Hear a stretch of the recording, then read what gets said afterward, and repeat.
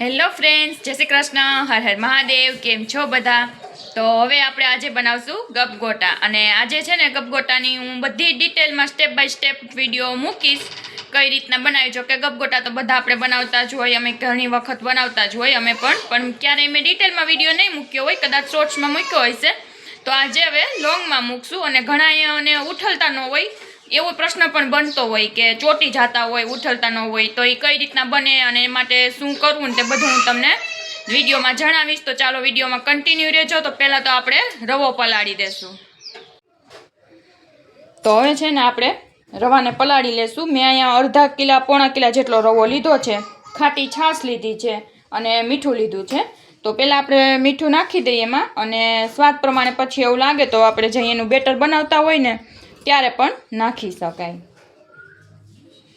અને હવે આપણે એને છાશ નાખતા જઈશું અને હલાવતા જઈશું. પહેલાં છે ને રવો એકદમ કઠણ બેટર આપણે રાખવાનું છે, ખાલી પલાળવા પૂરતી જ એને છાશ નાખવાની છે, ઢીલું નથી કરી નાખવાનું.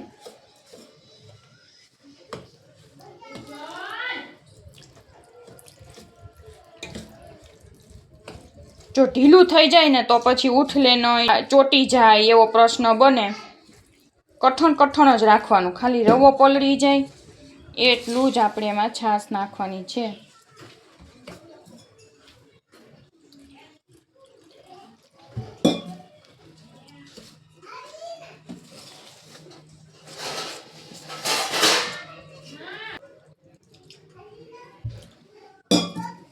હું થોડું કરીને નાખું છું છાશને, થોડી કરીને, કેમ કે જો વધારે એમાં પડી જાય ને ઢીલું થઈ જાય ને તો પછી લોઢીમાં ચોટે, ઉઠલે નહીં એટલે.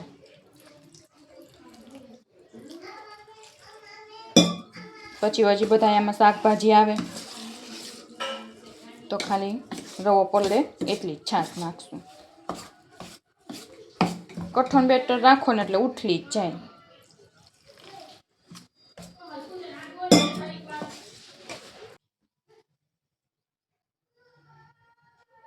હજી થોડીક આપણે એમાં નાખી દઈએ એટલે રવો પલળી જાય એટલું.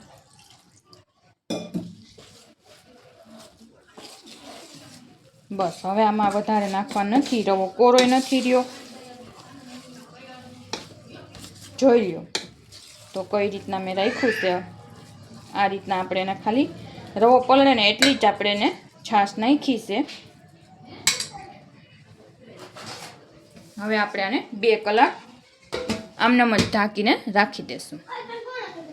તો હવે આપણે છે ને રવાને પલળવા મૂકી દીધો છે ને 2 કલાક, એટલે હવે આપણે બધા શાકભાજી છે ને એ સુધારી લેવું. રવો પલળે ને તો બધા શાકભાજી તૈયાર કરી લઈ, ચટણી તૈયાર કરી લઈ. તો આ થઈ ગયું આદુ મરચું લસણ, ચોપ થઈ ગયું ચોપરમાં. હવે એને આપણે કાઢી લઈ.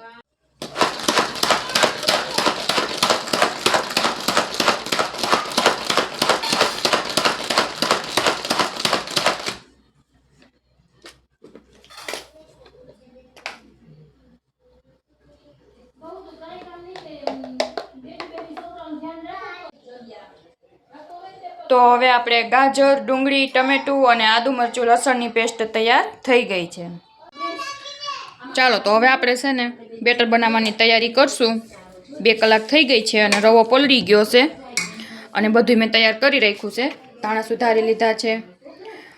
આ છે બધું આપણે ગ્રેવી, મેં તો તમને બતાવી જ દીધી હતી પહેલાં. લીંબુનો રસ લઈ લીધો, સોડા લઈ લીધા, તીખાની ભૂકી લઈ લીધી, મીઠું અને ખાંડ.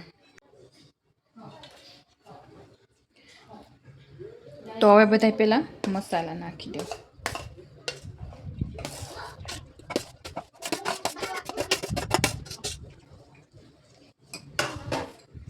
બધું નાખી જ દઈ, ધાણા ભેગા નાખી જ દઉં.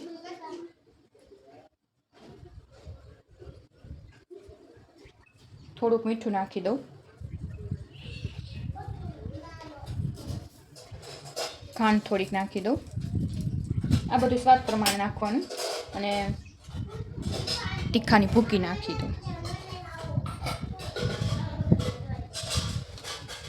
બધું મિક્સ કરીને આપણે છે ને જોઈ લેવાનું કેટલું ઢીલું કઠણ થાય એ પ્રમાણે, કેમ કે ટમેટું ને ડુંગળી ને બધું હોય ને તો થોડુંક પાણી છોડે. પછી હમણાં સોડા ફોડું.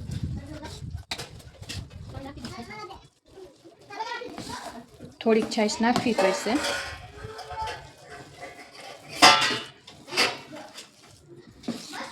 બરાબર બધું મિક્સ કરી લઈ.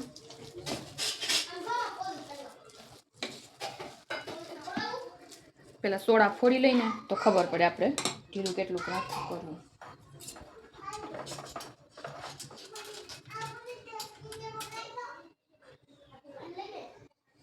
નાખો કીધું બેન વધારે બસ બસ પવાલું કે સોડાનું છાશનું આ નીચે ઢાંકીને મૂક્યું. સોડા ફોડી લઈએ આપણે લીંબુથી.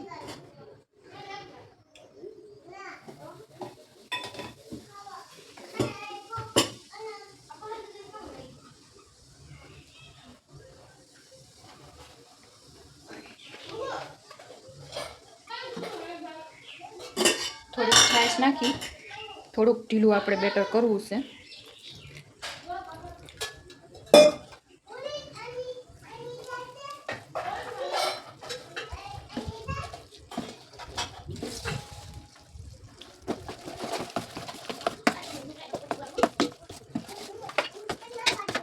બધું બરાબર આપણે મિક્સ કરી લઈ.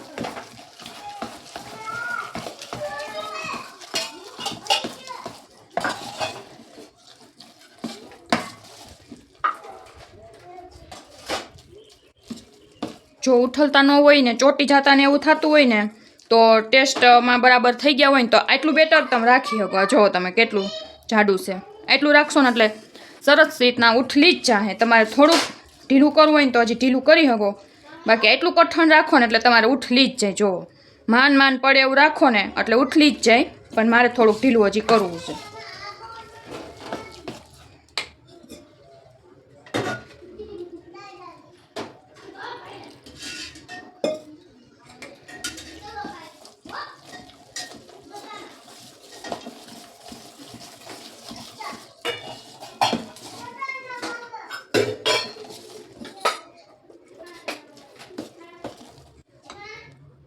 તો જો હવે આપણું બેટર થઈ ગયું છે તૈયાર.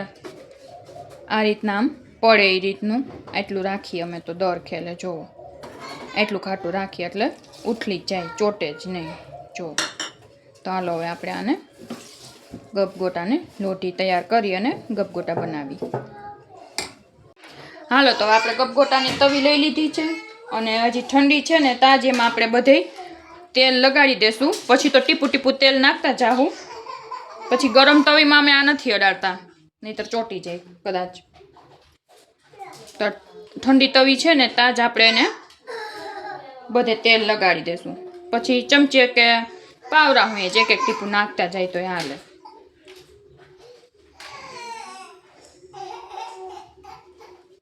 ચાલો તો હવે બધે તેલ લગાડાઈ ગયું. ગેસ પહેલા આપણે ધીમો રાખીશું.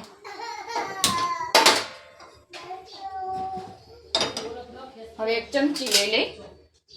થોડીક વાર આપણે તવીને ગરમ કરવા ફૂલ ગેસ કરશું.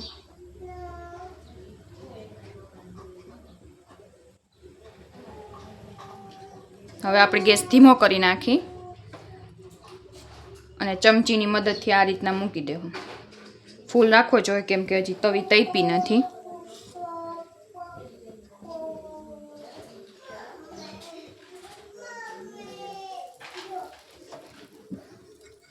પછી વચ્ચે વચ્ચે ધીમો ફૂલ કરતા રહેશું.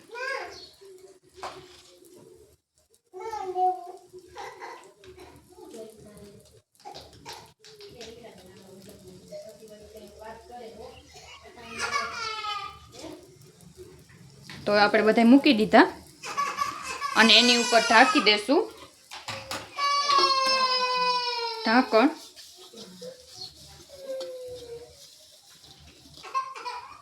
તો હવે એની ઉપર આપણે ઢાંકી દેશું.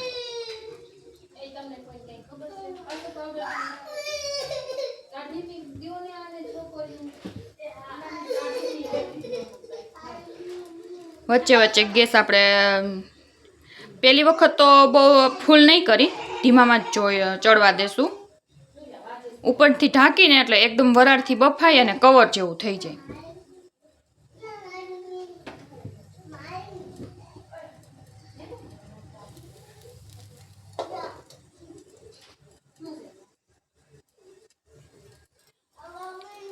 તો જો આપણે હે ને જોયું ને તો ઉપરથી પણ કવર જેવું થઈ ગયું છે. તો હવે આપણે એને ફેરવી નાખીશું.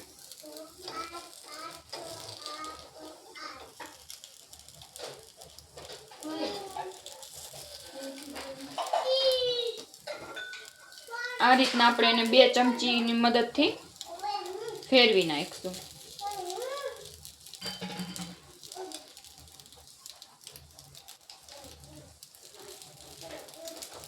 જો તમે જોઈ શકો છો કેટલા આસાનીથી ફરી જાય છે.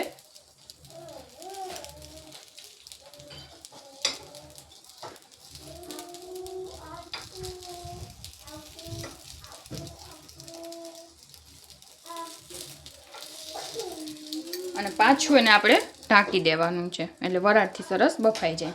હવે એવું લાગે તો વચ્ચે ફૂલ ગેસ ધીમો ધીમો અને ફૂલ એ રીતના આપણે એને કરી શકીએ.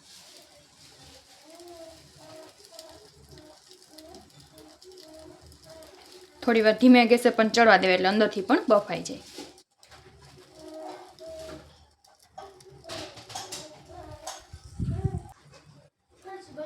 વચ્ચે વચ્ચે આપણે ખોલી અને જોતા રહેશું. ફૂલ કરશું આપણે બ્રાઉન, ઉપરનું કવર થોડું ક્રિસ્પી ને બ્રાઉન થાય એટલે અંદરથી પણ ચડી જાય.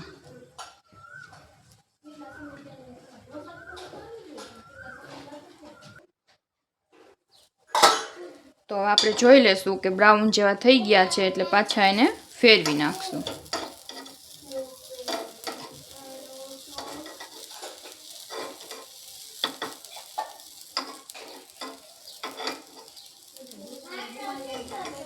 હજી એક વખત આપણે એને થોડીક વખત રહેવા દઈ એટલે અંદરથી કાચા નીકળે નહીં. હવે આપણે ગેસ ધીમો જ રાખશું.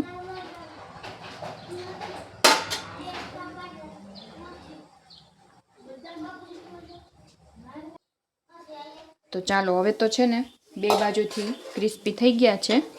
જુઓ હવે આપણે ઉતારી લઈ. ગેસ ધીમો જ રાખી.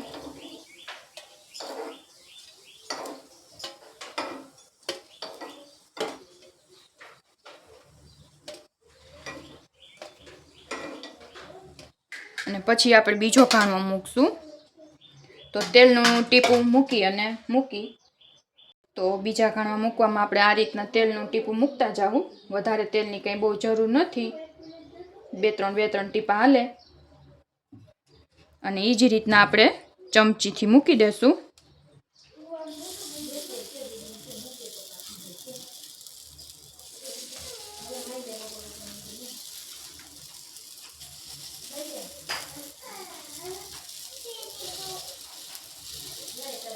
ગેસ મેં ધીમો જ રાખ્યો છે.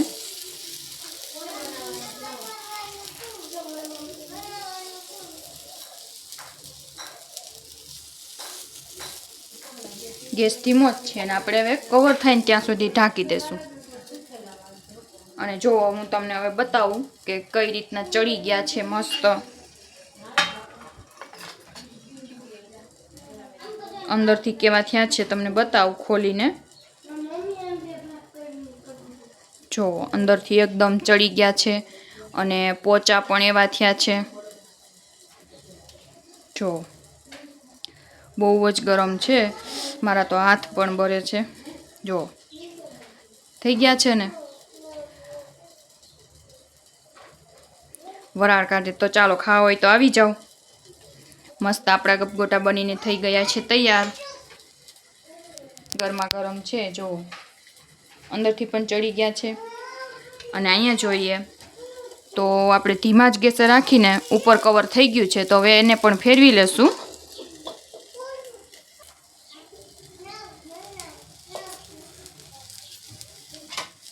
તો હવે આને આપણે ફેરવી લઈ.